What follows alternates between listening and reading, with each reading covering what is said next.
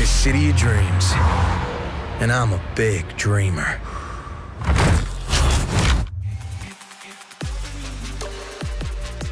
We are using the interactive scene system as our way to really enable the player to immerse himself into the world with NPCs or different objects, and you're actually still in some control. In the demo you could see examples of that when, for instance, we're talking to the Royce in the deal and you could give him a chip, and the chip with the money, you could tell him that it has a virus or not. So at that moment, you either align yourself more to the cyber psycho gang, or if you did not say anything to him, then you'll probably get better standing with the mega corporation. So obviously you'll be able to talk to a certain amount of NPCs. People with who you have interaction are obviously connected to the story itself, because we control those situations. And even though you might, pass someone else by a few times, but he's a vendor, until you actually start the conversation with him, you might not know that he actually have a thing for you to do. The district you visited mostly in the demo was Watson, and Watson is more of a place where there are mega buildings, those almost self-sustainable ecosystems, which can have gyms and shops and weaponsmiths and gun ranges and whatnot. And then you get on the bottom and you open up, there are vendors everywhere, right? So this is more like a center of commerce. And on the other hand, you got places like Pacifica, right? So Pacifica is a district of Night City that is overrun by psycho gangs, and basically those gangs are ruling that territory. So it's extremely dangerous to even go there, right?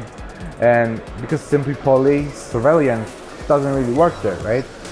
And so each of those districts will have a certain different elements of how you perceive the Night City. So they're kind of different in a different way. The distinction between super high military, like Arasaka, huge corporations at the top of the world, and you got the psycho gangs at the bottom, but that means you will be visiting all those places in between and on the edges also.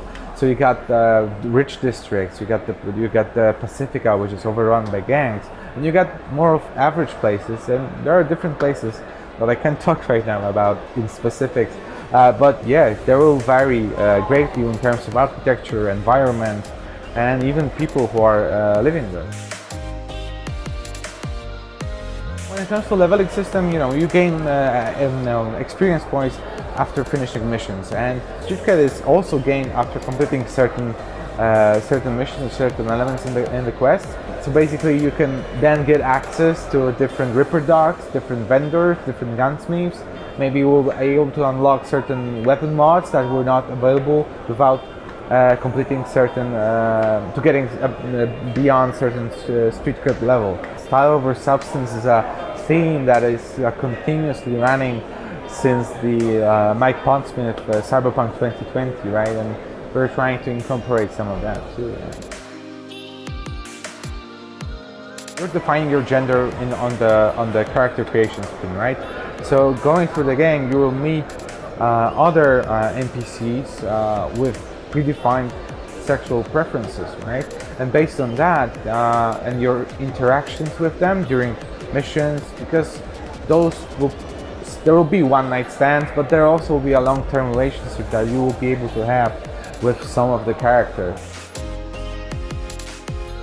You will be able to buy a couple of locations where you want to live in your apartment, and also obviously this is an RPG, so upgrading yourself will push you towards a certain path in the game, but that would be too spoilery to talk about right now. We are planning cars and different cars. We're planning modification on the cars. Motorcycles are also a big part of the game. When it comes to flying vehicles, AVs, as a player you'll be able to fly a few times in AV, but not as a driver. pilot in this case, but as a passenger, and it will be strongly connected to the narrative. First person, you see all the details. You can watch the hand, what kind of cyberware you have. You can look at the underneath the table. You can look above and see the skyscrapers, the mega buildings that are reaching to the sky, and all of that combined with the interactive scene system is something I truly believe is one of the key elements. What we learned from The Witcher, like for example from the Red Baron quest, is that one of the best stories are those personal ones, and we truly believe that those personal stories told in a broader spectrum, but the core is that basic human emotion, basic human need. Similarly, like in those quests in The Witcher, we are approaching designing this game in the same way. What Mike did in that book from 1988 is that he created a world of Night City, which is a brutal, dark place, right? It created a certain, like a limit, and within that limit, you're trying to find your own path. And one of the biggest, themes of Cyberpunk is that you are who you are, and you have to find your own thing, your own path. Even though you're playing as a V, you're going to have plenty of options to express yourself. You're already making choices in the character creation screen that will have some consequences. Some of those consequences will be short term, and some of them will be so long that they might even influence what kind of ending you will have for the game.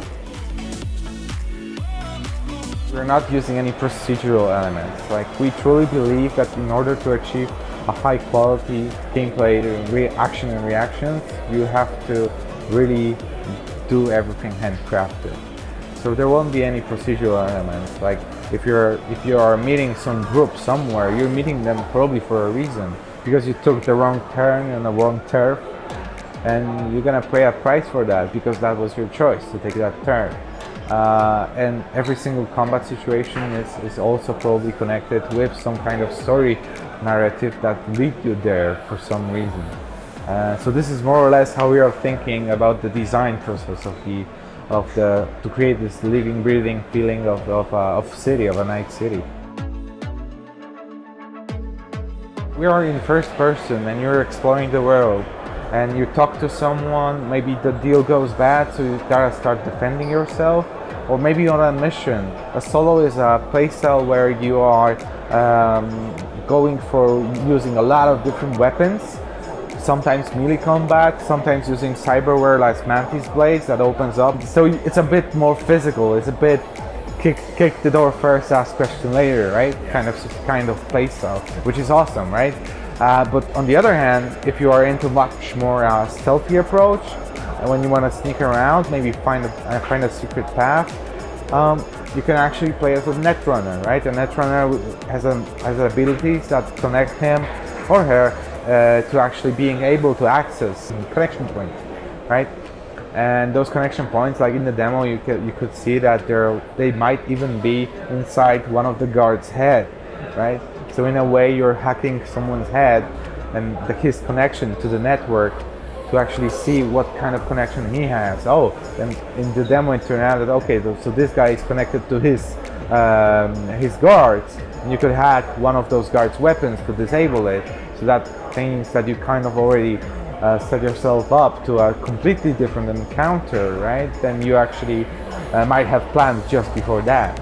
It's a very similar situation in the scenes when you're talking to someone, and there might be a short time period when you gotta make a decision, but not making a decision is also a decision, right?